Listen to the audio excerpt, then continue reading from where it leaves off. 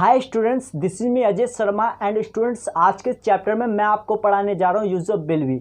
आज के इस चैप्टर में हम जानेंगे कि हम विल बी का प्रयोग हम कब करते हैं। उससे एक रिक्वेस्ट और है, जब यहाँ पर मैं लिखवाता हूँ तो आप उसके शॉर्ट नोट्स बनाते हुए जरूर चलें, ताकि इन द फ्यूचर जब मैं आपको कोई भी एडवांस चैप्टर पढ़ाऊंगा जैसे डायरेक्ट इनडायरेक्ट या पैसिव वॉइस, तो उस समय क्या है आपको सब्जेक्ट और ऑब्जेक्ट में किसी भी तरह की प्रॉब्लम्स नहीं होगी। क्योंकि अगर आप शॉर्ट नोट्स बनाकर उसकी रिवीजन करते रहेंगे तो आपको आगे क्या है किसी तरह की कोई प्रॉब्लम्स नहीं होगी जब आप एडवांस चैप्टर पढ़ेंगे। तो फ्रेंड्स, अब मैं यहाँ पर लिखवाने जा रहा हूँ और आप क्या है साथ ही साथ क्या है यहाँ पर नोट्स भी बनाते हुए चलें। तो सबसे पहले जो आज का जो हमारा जो चैप्टर है वो है यूज ऑफ विल बी।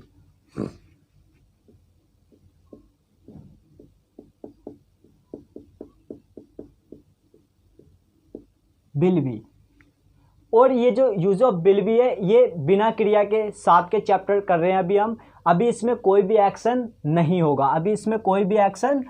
होगा, जो कि ये बिना क्रिया के साथ के हैं, बिना क्रिया के साथ, जिसको हम इंग्लिश में कहते हैं विदाउट वर्ब। यानी कि अभी कोई भी एक्शन नहीं होगा। अगर आपसे कोई पूछता है कि ये विल बी क्या होता है, तो आप उनको जो बताओगे, आप उनको यह बताओगे कि ये एक हेल्पिंग वर्ब होती है, जो कि सेंटेंस बनाने में ये क्या करती है, हमारी मदद करती है। सेंटेंस बनाने में ये हमारी मदद करती है। अब जो विल बी की पहचान होती है हिंदी में वो होती है गा, गी, गे। जब वाक्य के अंत में गा, गी, गे आए तो हम विल बी का प्रयोग करते हैं। अब जब हम विल बी का प्रयोग करते हैं तो कब करते हैं, हम इसका प्रयोग जो है भविष्यकाल में करते हैं। हम जो है इसका प्रयोग जो है भविष्यकाल में करते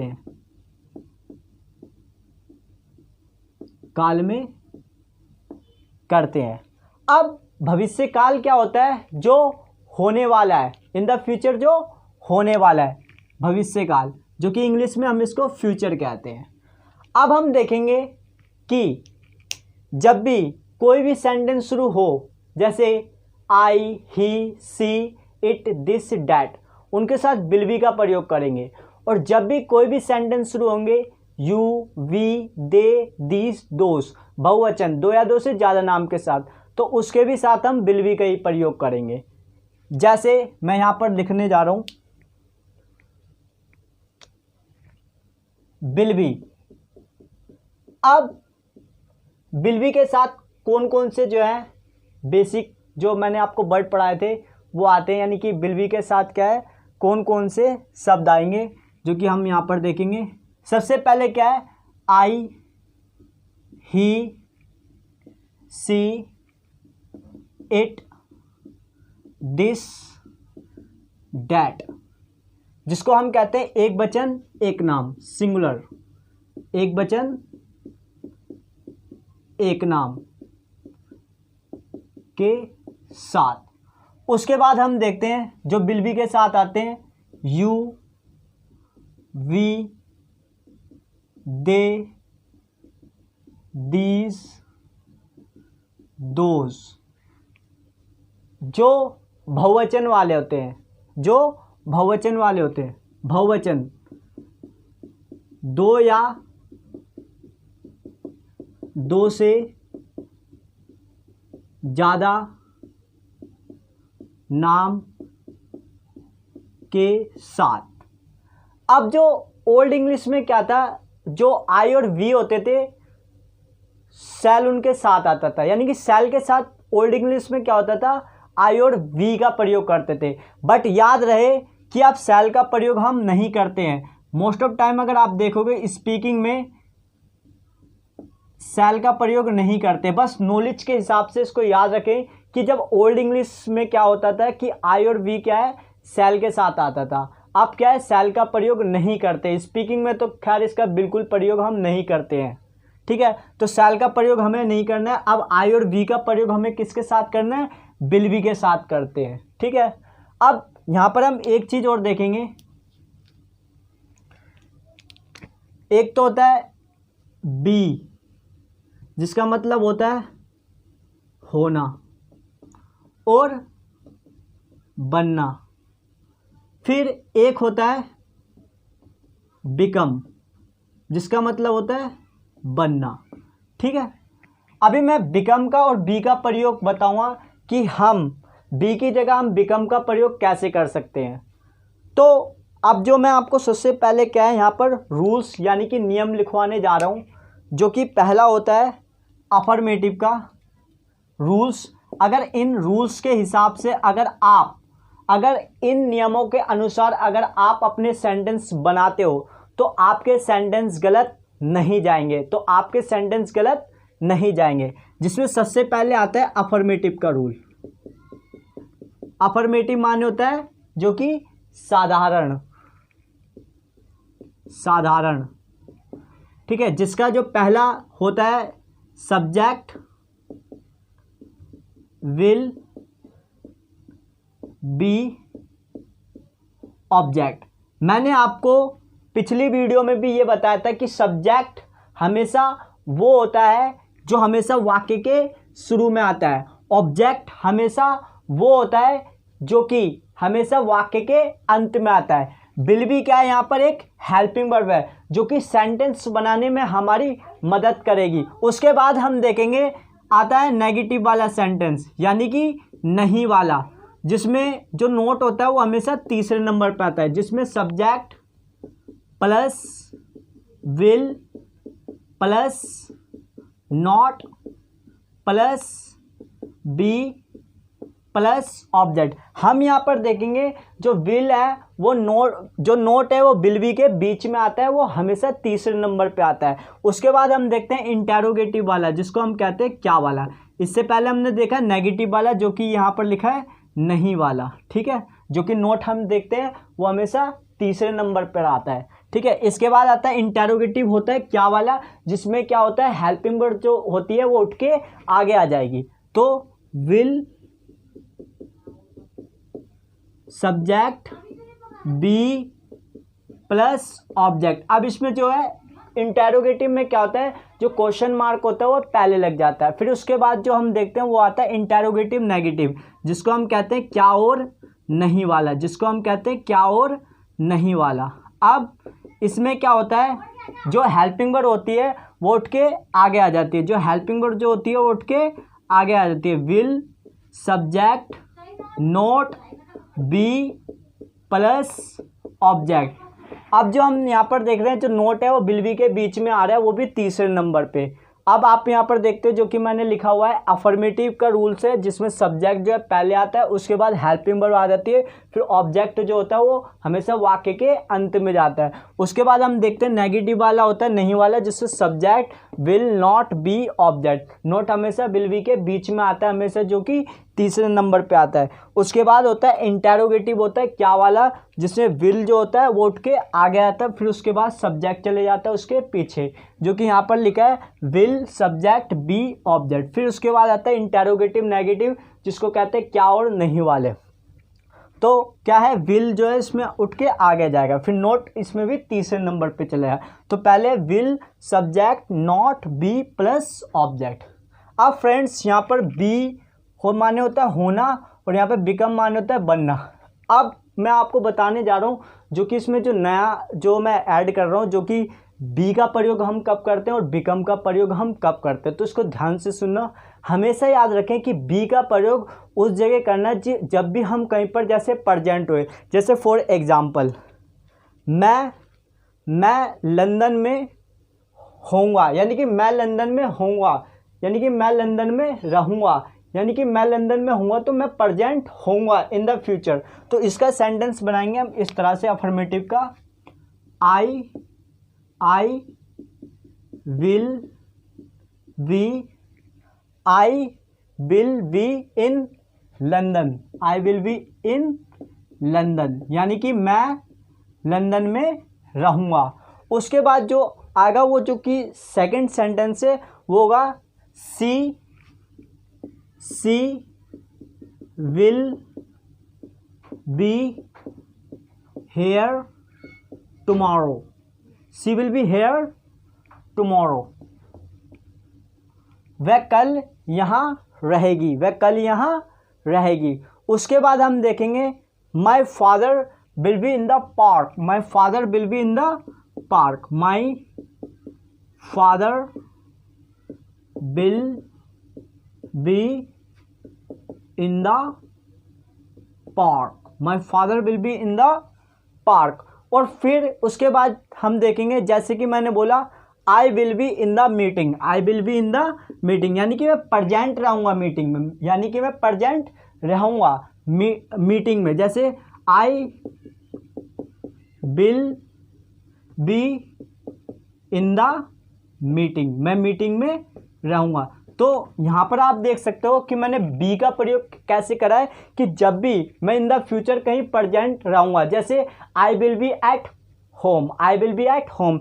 जैसे सपोज मैंने, आप मान लो जैसे कि सपोज कि मेरा एक कोई फ्रेंड है, उसने मुझसे बोला कि कल